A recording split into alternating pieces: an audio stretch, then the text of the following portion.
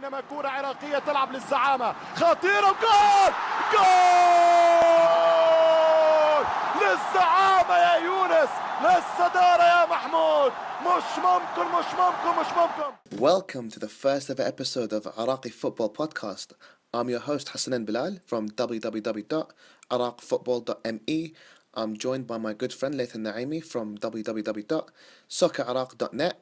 Laith, how you doing, mate? Yeah, I'm excellent, thanks mate. Just excited to be part of this new Iraqi football podcast. Well, Laith, can you tell us a bit about Soccer Iraq, your website? Well, I founded Soccer Iraq last year. We started off on Twitter because there wasn't an Iraqi football news page in English available, so I thought that it would mean a lot to so many Iraqis around the world who may not understand Arabic and are of course passionate about the Iraqi team. And when I was younger as well, I would have loved to have had an Iraqi football news page in English. I'm basically trying to give the younger generation something I missed out on as a kid, and of course it's also great for adults too. And as the years went by, we have just grown bigger than I would have ever expected. Our team has expanded. We have a few more writers who help with the website, which I launched only a few months after the Twitter page. We've also recently took over an Arabic Iraqi football Facebook page and transformed that. So all round the support has been magnificent, and inshallah we just keep growing. Inshallah, yeah. You've been doing a great job, I must say, and commend you for all your efforts. Your story is a lot like mine in terms of IraqFootball.me. The reason I started IraqFootball.me was I kind of wanted to bridge the gap between expat football fans and expat players. Because, you know, a lot of people from Iraq live in the West. Their Arabic isn't that great. They might not know where to look for football news, and I thought by making my own website, I can kind of get that news to them straight away in English. And yeah, we've gone from strength to strength. Alhamdulillah, it's been great. It's been fun. Still growing. Still a lot to do. A lot to hopefully gain. But it's a long journey. This is just the beginning. And I'm really happy to have you on board with everything we're trying to achieve. So thank you for joining us once again today. Well, listeners, what a packed show we have for you today. We'll be looking at Iraq versus Thailand and, of course, Iraq versus Vietnam. Two big games. Salam, Shakir and Noor, Sabri both retiring. Massive news. Radhi Shenaishil's appointment will follow. Then we're going to be looking at the World Cup qualification group and Rio 2016, what to expect.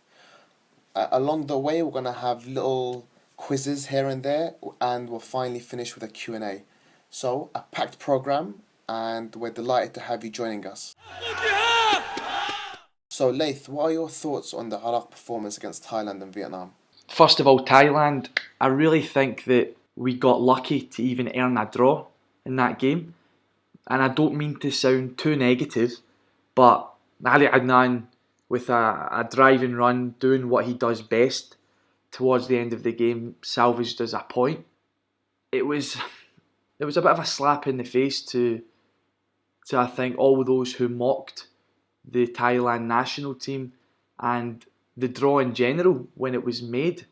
You know, you've seen some images appear after the draw in Malaysia with some of the officials representing Iraq just smiling away, and I think recognising Thailand's strength wasn't something that we took into account before the game. Would you say it was a wake-up call? Definitely. If you look at what followed, and that was another sacking straight after the game, it was a wake-up call. Now, if you ask me, was the sacking the right decision? I'd have to sit in the fence because I wasn't Yahya Luan's biggest fan, but I don't believe changing a manager every 3-4 months is the right thing to do either. So Abdul Ghani Shahid came in. He made some big changes to the side that played Vietnam. Would you say they were the correct changes? I would have to say they were the correct changes, yeah. Younis Mahmoud has got to an age now where his experience will benefit, no doubt about that, but he should be playing no more than 30 minutes a game. at this age. So seeing Abdul Ghani Shahid make 6 changes to the side which drew with Thailand was an impressive sort of approach, a promising start by the new manager. We went away with the 3 points. We got the 1-0 victory. It wasn't the most complete performance, but having said that, I was very impressed once again with the manager, and just seeing, for a change, a manager of Iraq very animated in the sidelines. Well, we had quite an animated manager previously, Hakim Shakir, if I recall correctly. He was animated. The problem was he wasn't a very good manager. So I think there's more to it than just that Abdul Ghani brought to the team. But I do agree with you in that sense. I think that the performance against Thailand was abysmal in every single shape and form. Realistically, how many players could you point at in that game and say these players performed well? Noor Sabri coming back into the side is disgraceful, really. I mean, a player's retired and then come out of retirement and you bring him back again. Where's the logic in that? I mean, and then Noor Sabri retires a game afterwards. Like, the lack of consistency in the actual team selection is unbelievable, and it points to only one thing, which is a lack of planning from on behalf of the FA, and of course with the managerial situation. Now, if we come down to the actual performance itself, you'll find the massive overlap between Iraq and, ironically, Manchester United, in that both teams are just appalling to watch. United under Van Gaal, boring football, and So you are putting it down to the manager? I think the manager had a big role in it. If you watch the performance for Iraq when Yasser Qasim doesn't play, you end up seeing the midfield being completely bypassed every match. There's no real passing, and the ball simply goes from defence, hoofed all the way up to the strikers. And, Younis Mahmoud at his age, he can't offer the same athleticism that he previously could. When you're hoofing the ball, some people say Younis Mahmoud is about 38 now, given the whole age fraud situation in Iraq. You can't expect a 38-year-old to be chasing down balls. I think for us, we are in a real difficult position to judge whether or not these players are eligible to still play. Age-wise, if they've passed it, if they're lying, if there is fraud going on. We are, over here especially, being in the West, we are oblivious to it all, never mind those in Iraq. So of course there are officials who will know the ins and outs of it, but it's difficult for us to make a judgment on that. Well, whether the age fraud is real or not, and I personally believe it is real, let's forget that and just look at what Younis Mahmoud offers the team. Mm-hmm. And he simply doesn't do enough to justify starting positions. Now, Noor Sabri as well, 2 easy goals. I mean, Iraq conceding 2 set pieces goals against a team like Thailand. Thailand, their tallest player must be like 5 foot something. And it's just not good enough. Especially when you have 2 experienced centre-backs like Salam Shakir and Ali Rahima. It's not good enough. Noor Sabri caught on his line in both instances. And you're right, Abdul Ghani made big calls. He removed Noor Sabri from the keeper position, brought in Jalal Hassan, who did a tremendous job against Vietnam, I must say. He was quick off his line, he caught the ball well, dealt with all the aerial threats exceptionally. And this is what Iraq need. I mean, we need to look to the future. We can't keep coming back to the 2007 squad. Yeah, exactly. Because it's just this short-term thinking that's costing us. And it's been costing us since 2007. There's no real progression since then. We keep relying on Younis Mahmoud. I think if you keep relying on players back from the Asian Cup 2007 era, then that's just worrying in itself, and it's just lazy. You have to have a manager who's got half a tactical brain to to take charge, because if you're going back 10 years ago and looking for your players to play the same way they did when it's a completely different generation of football now, then what hope have you got? Well, clearly not much. Of course not, but with Abdul Ghani Shahid, I think that, yeah, he's animated. That was a nice first impression, but he brought up a team who have never played in the top tier of Iraqi football and won them the league in their first season. That in itself is just a massive achievement. And any manager that can do something and pull off wonders like that, I mean, if that happened in any other country in the world, you wouldn't hear the end of it. But obviously, because it's happened in Iraq, where domestic football doesn't dominate the headlines as it probably should, it kind of got buried away after the international football kicked off. He's had his chance, and he's proven he's got an 100% record right now in charge of the national team, but he doesn't want to take that job. He said he can't balance managing the Olympic team and the national team. I think he's got it in him. Well, we'll talk more about him later on when we're talking about Rio 2016. I have to say though, regarding the Thailand game, Ali Husni put in an excellent shift, and he was unlucky not to get an assist. Ironically, it goes back to Younis not getting into the box quick enough for an easy tap-in. But what a player Ali Husni is. He's still young. He's one of the few players where there's no allegations made against him in terms of age fraud. So he's still, 21, 22? Fantastic footballer. Techers, quick on the ball, quick feet, good footballing brain as well. Very exciting youth prospect. Inshallah, he's going to be thereabouts in the national team for a long, long time. Of course, Ali Adnan, the 2 goals, the second one being chalked off as an own goal, but it couldn't have happened without him. I think Ali Adnan's come leaps and bounds ever since his transfer to Udinese, and that in itself highlights and demonstrates just how big an influence playing in the elite leagues of Europe has on a player in terms of fitness. And just mentally, Ali Adnan looked a different player. He was taking on players, he was running with the ball, shooting from distance, cutting in, and it's great to see.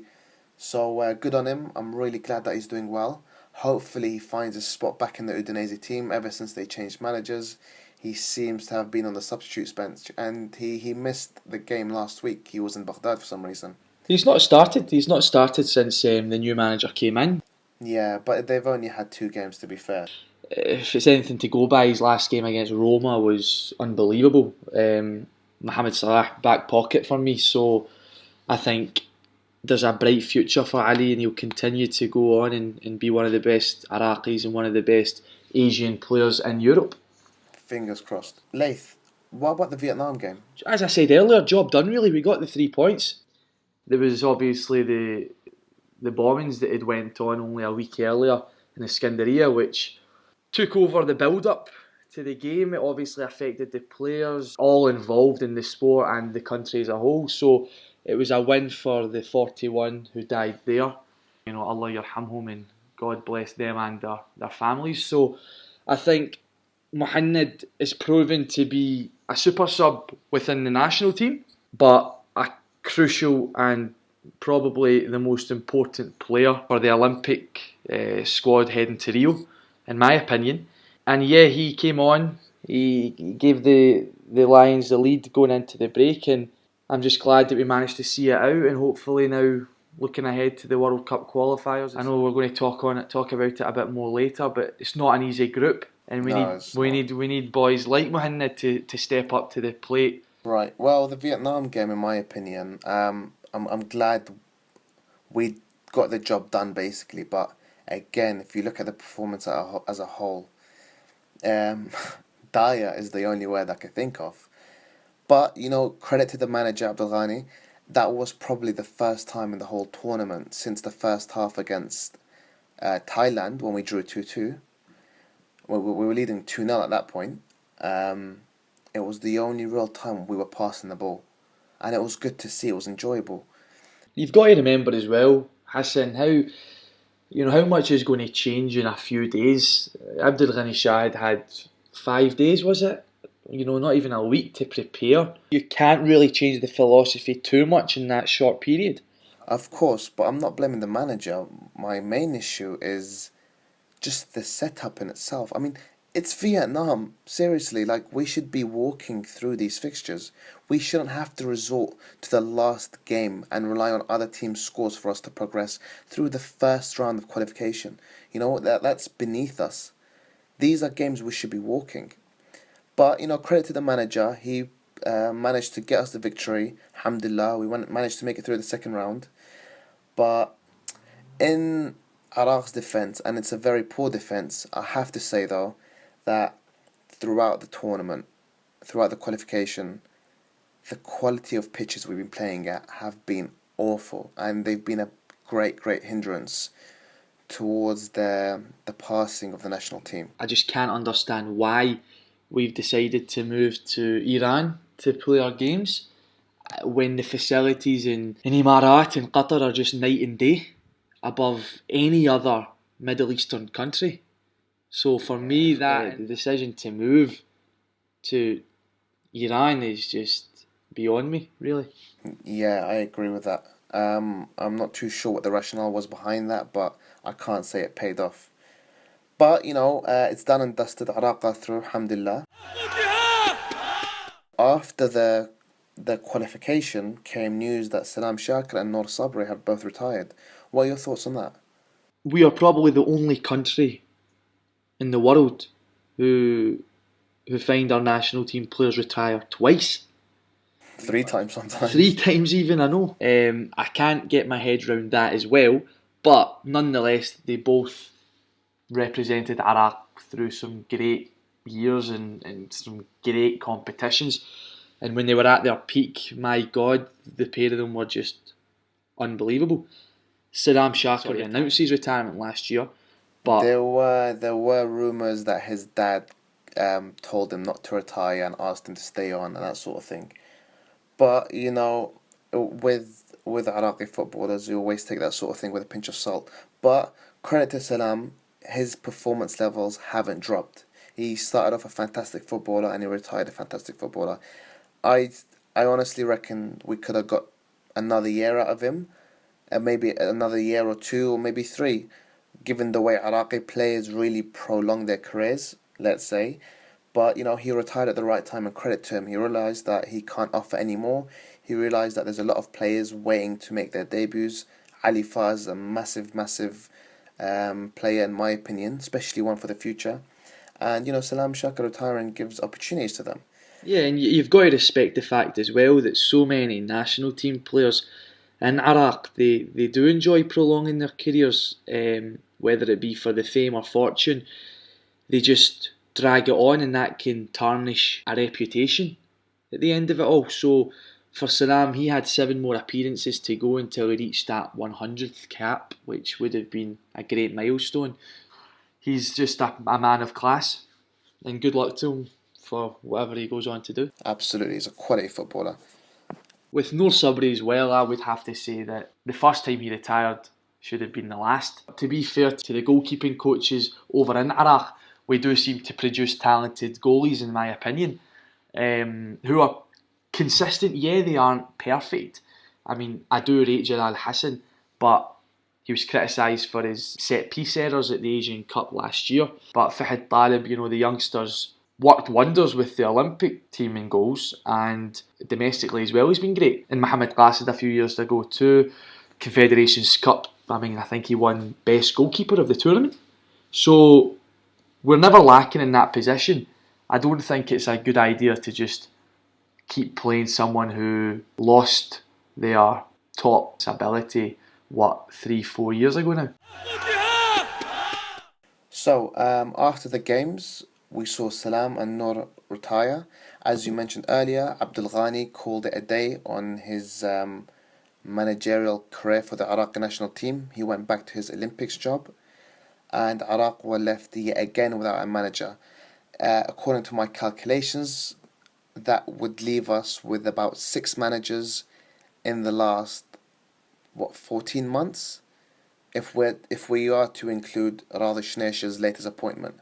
Now, on to Radhi Shenaishil's latest appointment. What are your thoughts on that? Is he the right man for the job? I would have to say so at the minute, yeah. I think he's a safe option. By that I mean we haven't taken a gamble on a foreign coach, and when we do, we bring in coaches who haven't really established themselves at the top level. So to bring in Radhi Shenaishil again following a successful tournament in Australia last year isn't the worst decision.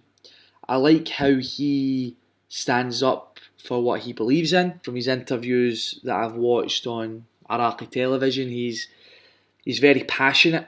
He's well spoken. He's opinionated, but he's fair, and I think that's the most important thing for a leader over in Iraq, whatever it may be involving. If you're in Iraq and you're a fair guy, then you've got it. So I'm happy with the appointment. If I was to play devil's advocate, I'd argue that in the Asian Cup when he took over, we lost to Japan. Yes, we beat Jordan. It was a 1-0 victory. Some would argue it was a bit lucky. Then, Palestine, not the greatest team. We beat Iran, given the circumstances, though they had a player down, arguably unfairly, sent off. 3-3, shouldn't have conceded those 2 late goals, and we were lucky to go through on penalties. And then we lose to South Korea, and then again we lose to Emirat. So, that's 2 victories and 1 penalty shootout. Does that really represent a good tournament? Right. Well, my personal opinion, if I'm honest, I think he's a fantastic manager and possibly the perfect appointment given the current state of things. When Iraq have looked abroad for managers, for foreign coaches, I can't really pinpoint any single time that it's really clicked. Zico, possibly, I'd argue, no, he wasn't that good. And I think a big reason for that is there's a cultural shock when you bring in foreign coaches. Iraqis, the state of the FA, there's always intervention. There's a lot of wastad, players basically buying their way into the first team. Radhi Shenaishil knows about that. He knows how to work it. He knows what he stands for, and he doesn't have anything to do with anyone else. So I think he's the right appointment in that sense. But also, we can expect fairness when it comes to expat footballers. He gave Justin a proper chance at the Asian Cup. Yasser Qasim, of course, star of the show. Osama Rashid was there. Ahmed Yassin was there. He played well as well. And this whole expat being sidelined just because he's not a real Iraqi, it's nonsense. And Radhi's not having any of it. And I love him for that. Because, me, myself, I'm an expat. And it really hurts to see the racism. And that's what it is. It is racism. By the Iraqi managers and the FA. And this Jahiliyyah mentality is just so backwards. But Radhi, great appointment in that sense. Well, when they have got a foreign coach, right, when they brought in someone after a bit of thought, it's worked. And that was proven in 2007 when Jovan Vieira lifted his Asian Cup. To this day, he will, and forever will remain an Iraqi legend. So I wouldn't completely rule out bringing in foreign coaches. At times, perhaps because I'm an expat as well, that can be my preference. But I know Radhi Shenaishil regarded highly to many over in Iraq, and when I interviewed Gonzalo Rodriguez, he kept mentioning how working with Radhi was just a brilliant experience, and he thinks that he's one of the best professional coaches in Asia, and how he really does believe Radhi can go on and coach in Europe if that's what he wants to do. So if that's the vibe from the camp over in Iraq, I think the future may be promising for us. Well, fingers crossed. I mean, the interviews that Radhi has done recently, they've been superb, and you could tell that there's a plan in place, which is very, very rare when it comes to Iraqi football. He doesn't seem to be thinking just about World Cup qualification. He's looking beyond that. He's looking at building a new side to go on and achieve things.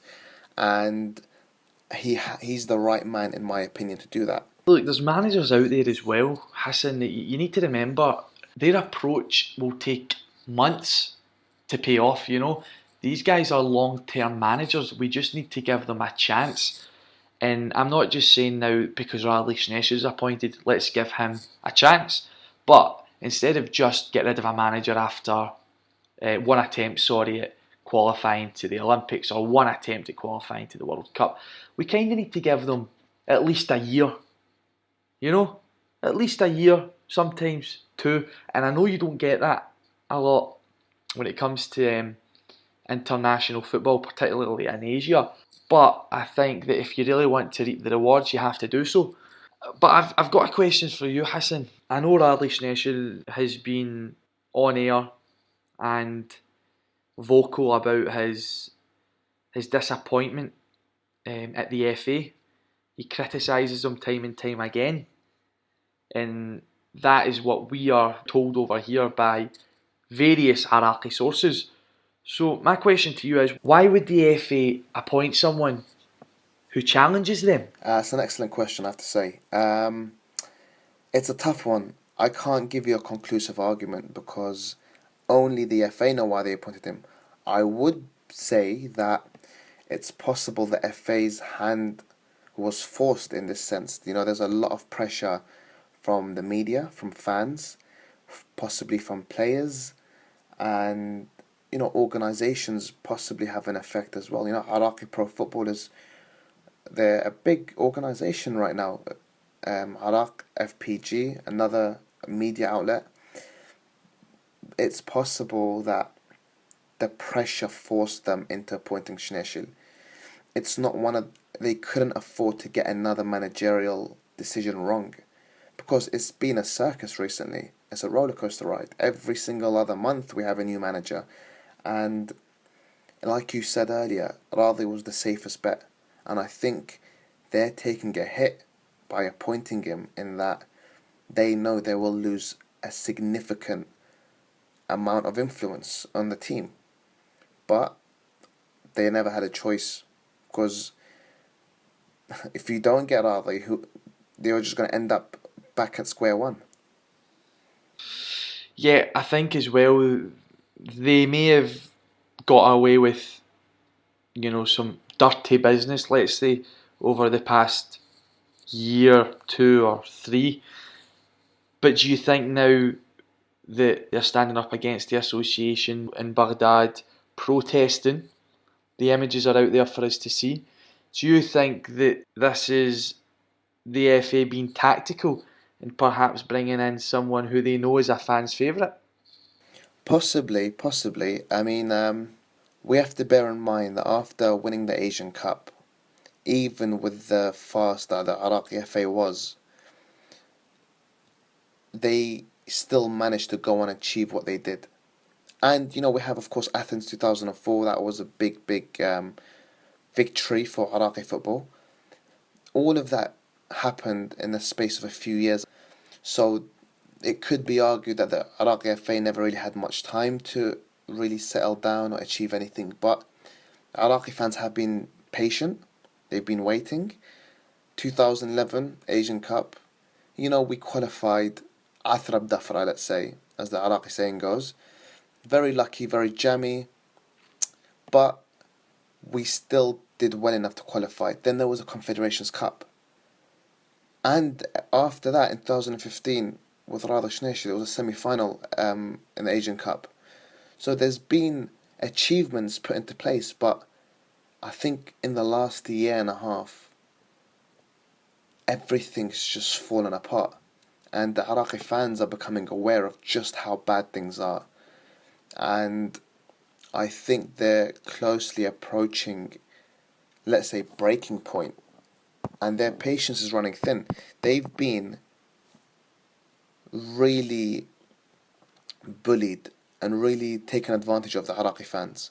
And, you know, bless them, Iraqis, as much as the bad publicity we get is, we're quite patient. We really are. And you never see riots and that sort of thing. It's always protests. But I think one more poor appointment any more corruption on part of the Iraq FA, I think the fans would have possibly reacted a bit more severely, let's say. We're a patriotic bunch. Find me a set of supporters as passionate as the Iraq national team fans out there. I really dare you to, because when it comes to club football, yeah, we know there's tons of teams who have a great support, but when it comes to international football, there isn't many like Iraq. And back to Gonzalo that I mentioned, I interviewed in Qatar last year, which by the way is on SoccerIraq.net if you want to have a look. He did say that was one of the biggest surprises for him when he joined the setup over in Australia. Anywhere the players were going, the team bus was arriving at hotels. They were just bombarded by a great number of Iraqi supporters, and of course Australia isn't next door to Iraq, let's just say. Absolutely, and that sort of thing is not just from outsiders. That sort of surprise comes from Iraqis as well. Osama Rashid told me how shocked he was to see just how big football is in the national team. And again, if you want to see that interview, please go to IraqFootball.me. It's all there, and we'd love to hear your feedback on both articles. Well, sticking with the Radhi Shenaishil argument, we've recently had the World Cup qualifications draw, and I have to say it was a very tough group that Iraq got. So the group was Iraq, Emirat, Thailand, Saudi Arabia, Japan and Australia. What are your thoughts on this, Laith? Difficult, really difficult. I'm an optimistic fan, I always have been, but when the draw was made I just thought, what chance have we got? I think if we go by recent performances, we could end up bottom of the group.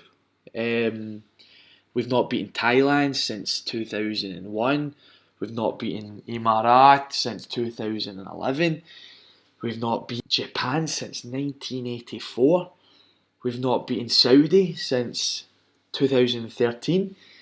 And Australia, again, 1 year after the success at the Asian Cup, was the last time we won against them in 2008. So things don't look promising. We struggled against Thailand in the first round of qualification. I just feel that teams like Japan and Australia are at the minute the two best Asian countries. They've landed in our group, and as you know, Hassan, only two go through.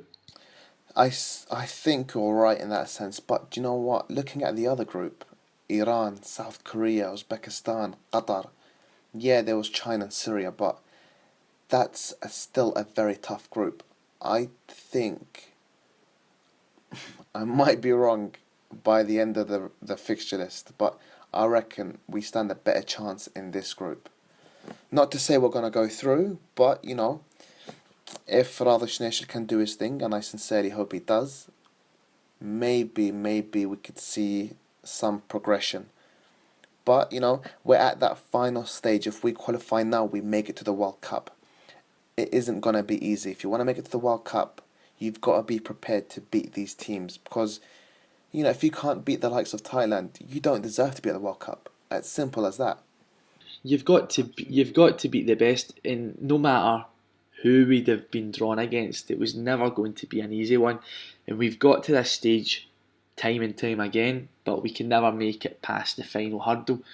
Albeit the final hurdle is not the easiest hurdle at all, considering only two teams qualify and the third take part in a playoff, which for me, if you finish third, you've not got a chance, because you're going to play against the other group's third place team, and then if you beat them, you go and face South America's third place teams, and you know that in itself is just tough test.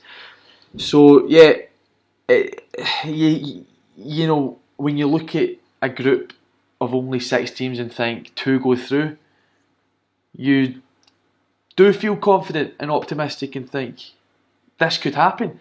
But having seen how difficult it has been for us in the past, and now considering we aren't, let's say, at our best in a very tough group, I really don't see it happening, but inshallah I'm wrong. Well, Radhi Shenaishil's made it very clear, although he's put it very subtly, he's put the argument that you can't rely on the older generation, which kind of implies we can read between the lines and assume he's going to drop Younis Mahmoud. Maybe not completely, maybe he sees him as a bit part player and still someone who could offer something to the national team, but I think we definitely need to finally move on from this psychological barrier that's been created where no other player is given a chance. We have players like Humaydi Ahmed, who's a fantastic footballer. He played well against Vietnam, unlucky not to score. Muhammad, we touched on earlier. We have Justin, who could play up front. Then we have younger players coming through. Sherko, Karim at Grasshoppers in Switzerland, fantastic footballer.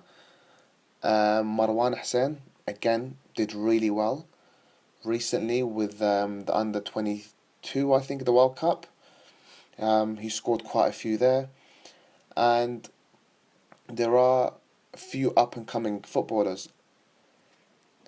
We've just had clearance as well from FIFA to allow Abdelkader Tariq to play again.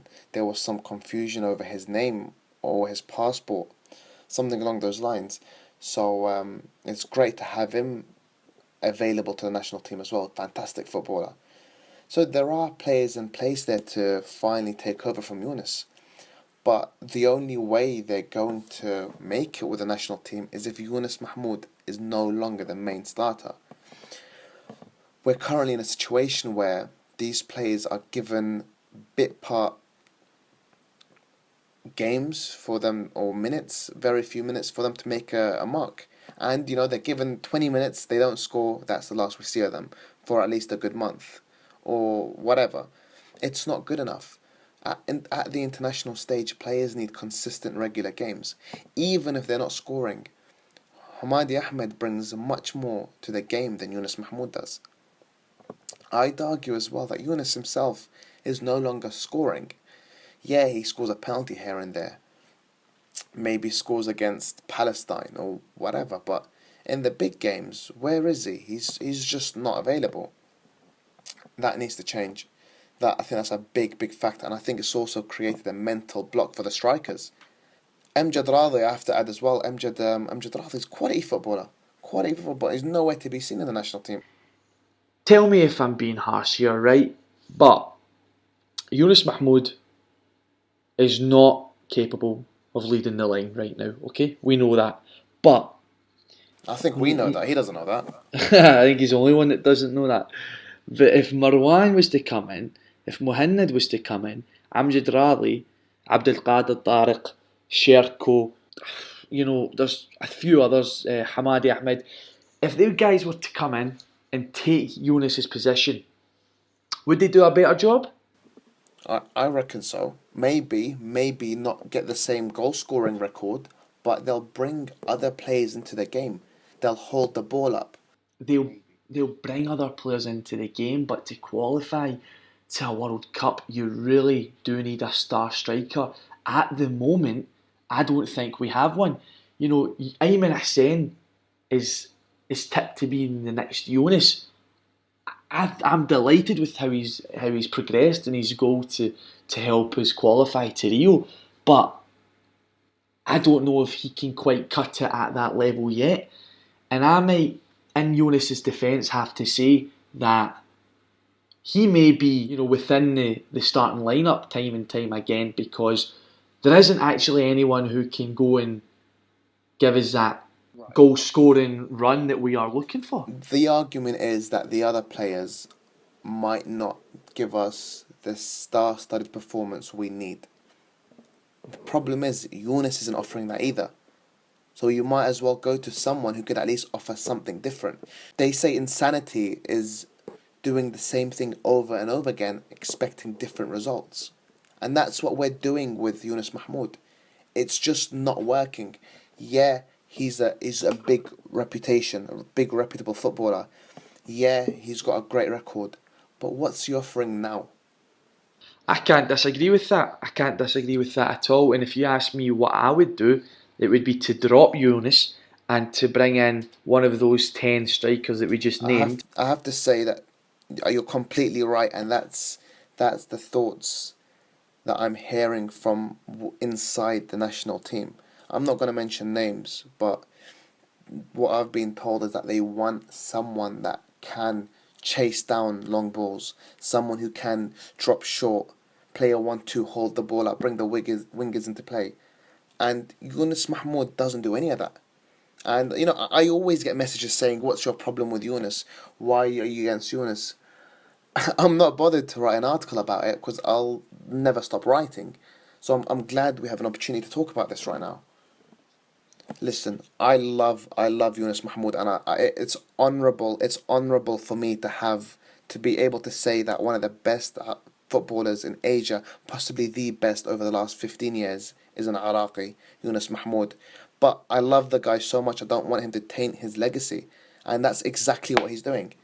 Yeah, what I would say to round this off is bring someone in who will excite the fans, because there's nothing we love more than seeing a striker hunt the ball down and not stop working for 90 minutes. And Younis used to do that. He's just not got the legs for it anymore.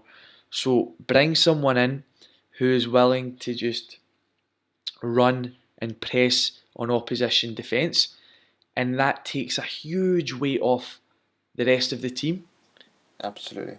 Especially the midfield. And in general, once you've got an attacker leading the line in that way, it'll just have a knock-on effect to the rest of the team. And if you're saying that you know someone within the camp, or you've heard from within the camp that they want change as well for that reason, then Radhi Shenaishil needs to make everyone happy here. I think he will do. And I do genuinely think he will as well, because if Abdul Ghani Shahid can do it, then why can't Radhi Shenaishil? Fingers crossed. I'd also like to add, of course, that the groups, if you want to check them out, are available on IraqFootball, the fixture list too, IraqFootball.me. We've talked about the World Cup qualifications. Tell me about the Olympics group. That was also released this week as well. 4 teams, 2 go through. I think we can do it. So you reckon we can qualify from the Olympics group, and would you say it's a better chance than the World Cup qualifications group? I would probably say that we've got a better chance of qualifying in Rio than we do to go to the World Cup. I think if we get the better of South Africa and Denmark, we're through. We're not expected to take anything off of Brazil, so we go out there and we just enjoy the occasion. My policy when it comes to Olympics football or underage football, let's say, is always to avoid the African countries and the Asian countries.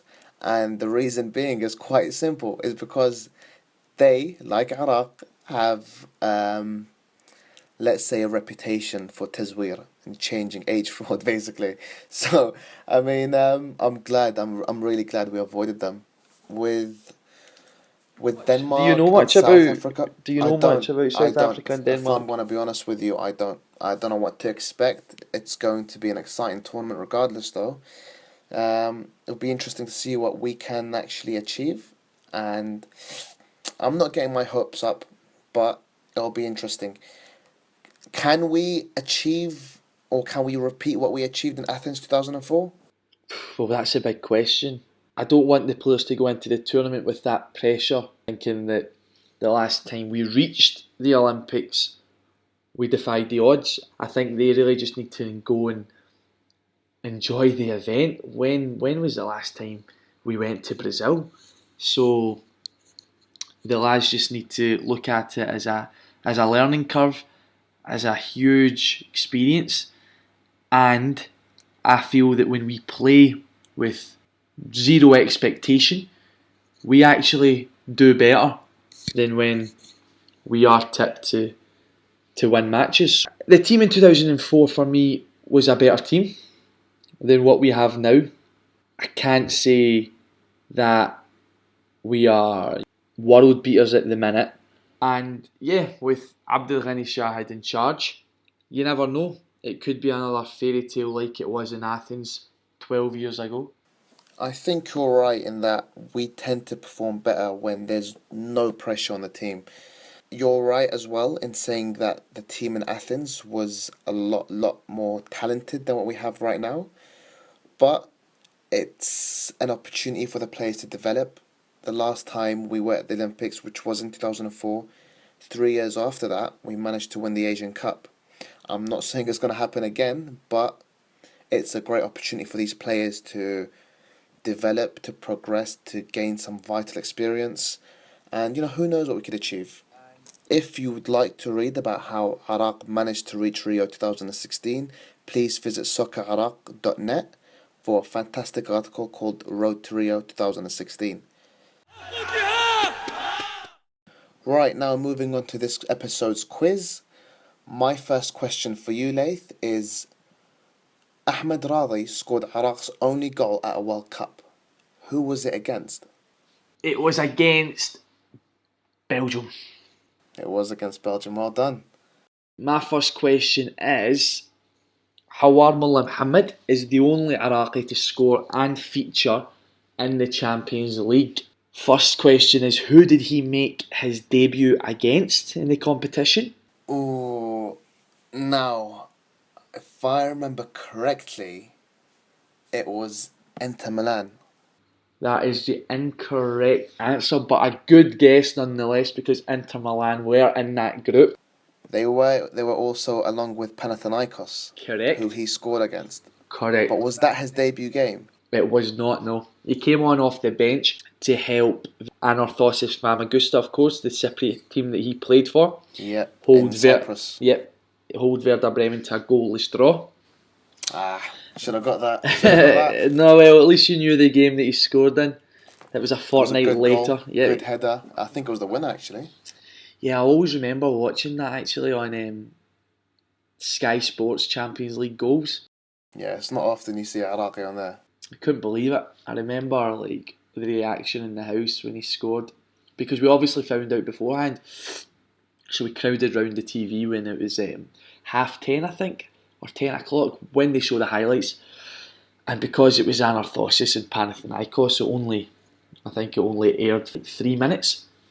Maybe not even that, actually. 3 minutes has been kind. But just seeing Hawar celebrate, I just thought, wow, history has been made.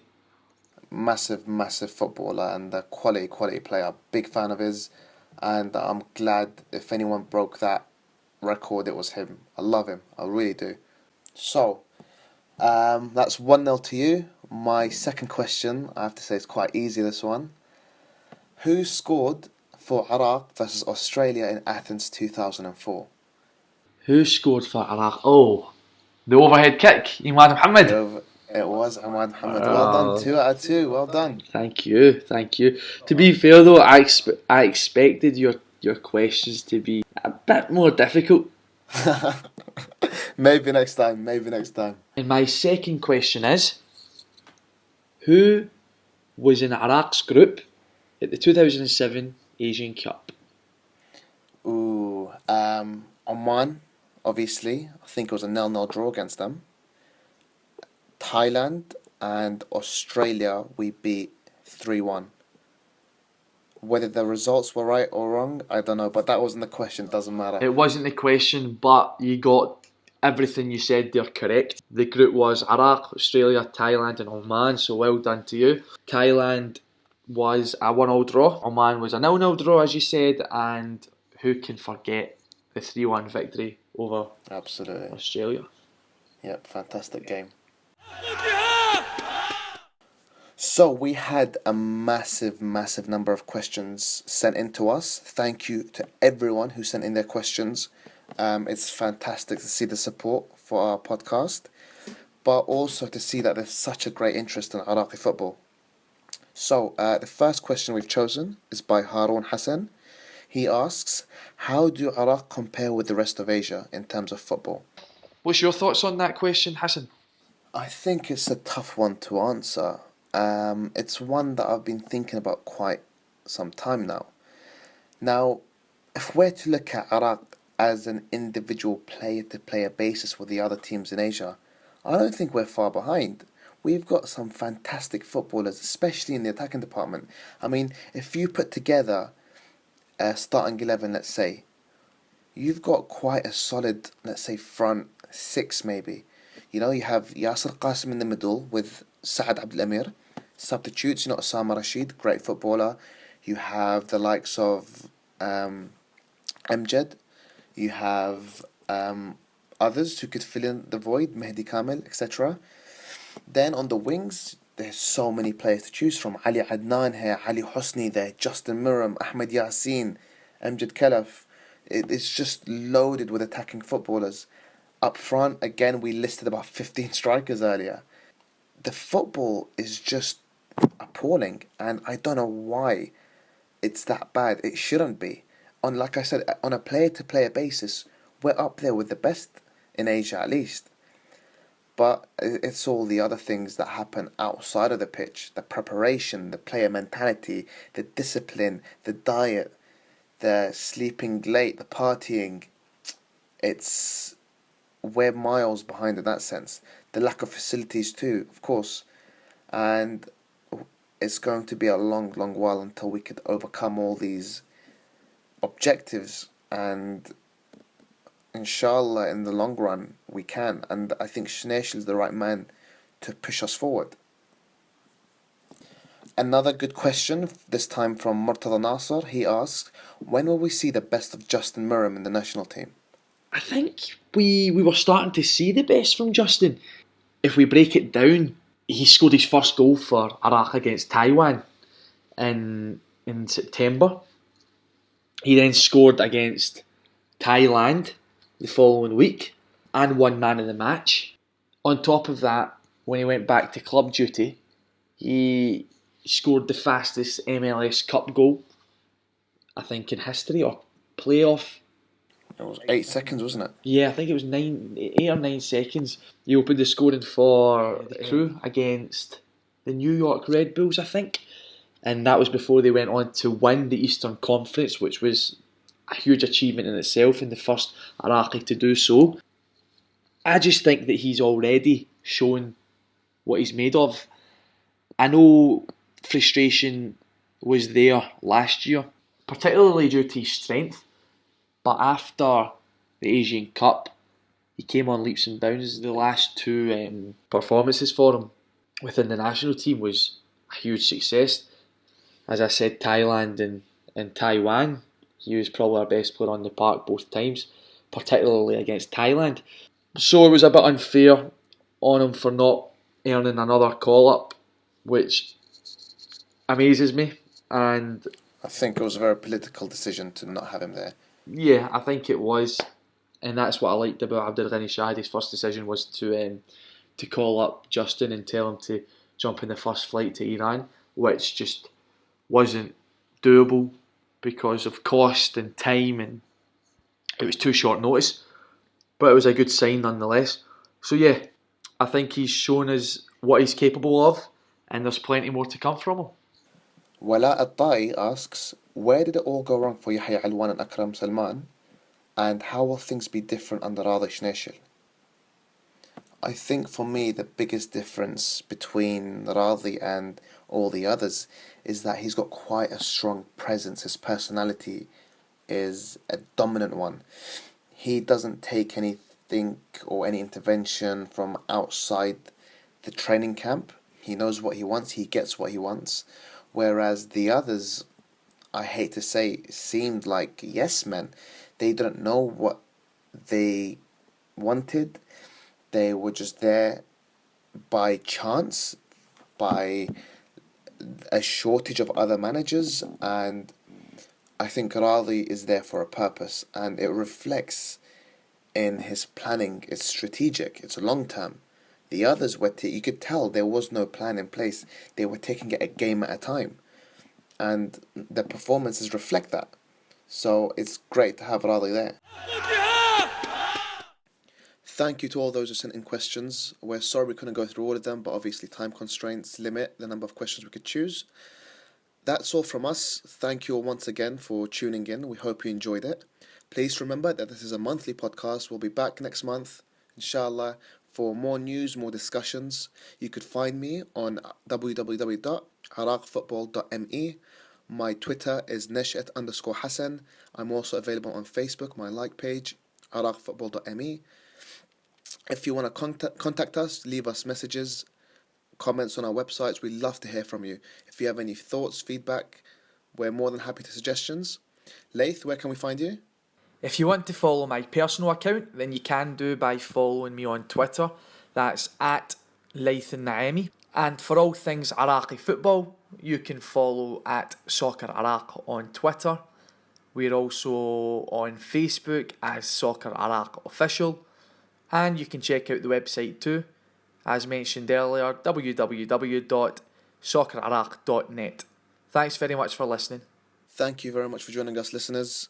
That's all from us now. Thank you, Laith, too, for your contribution. We'll be back next month. Make sure to tune in to subscribe to our channels, our websites. Follow us on social media. We want to hear from you. Until then, العراق صاعد.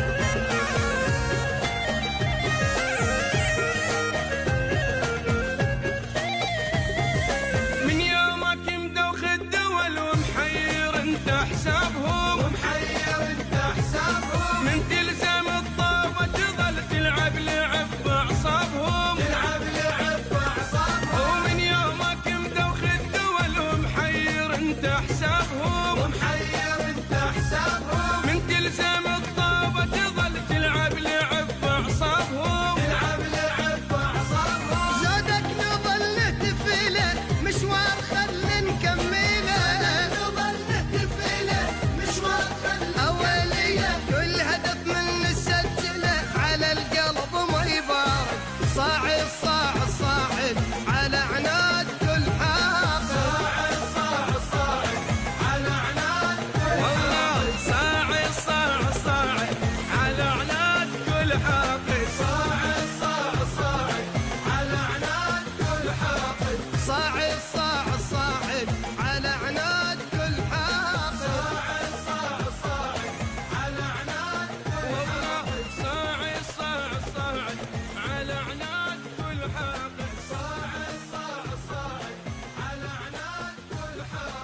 صاعد